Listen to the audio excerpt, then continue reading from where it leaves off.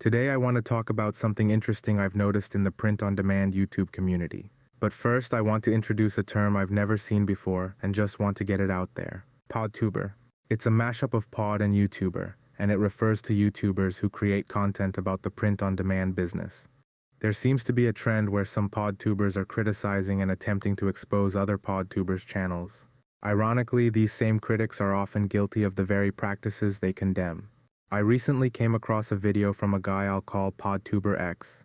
He spent hours analyzing other channels, ranking their strategies and pointing out flaws. On the surface, it seems helpful, but here's the kicker.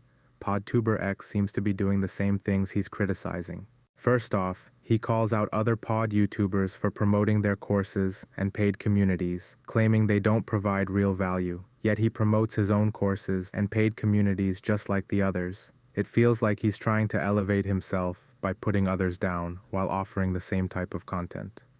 I've noticed that his advice is often very generic. The videos speak about optimizing listings, creating unique designs, and driving external traffic, all common knowledge in the e-commerce world. From what I can see, this is the extent of the advice. The videos won't actually show you how to do these things.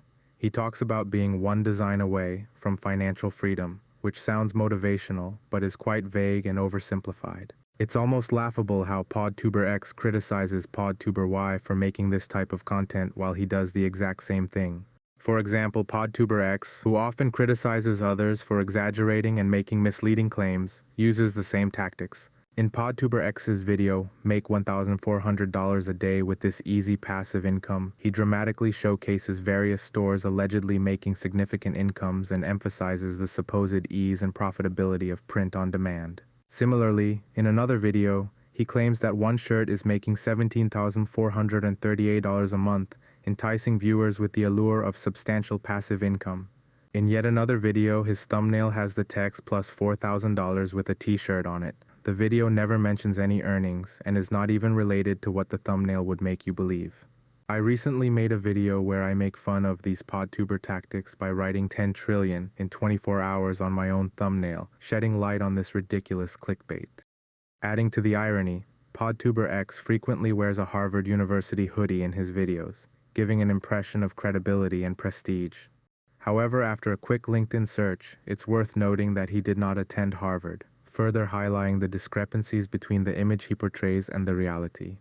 I'm not saying he even says he went there, but when you make multiple videos with this imagery, it's pretty obvious what is going on. Maybe he did attend and didn't share it on his LinkedIn profile, but that is usually where that information is shared.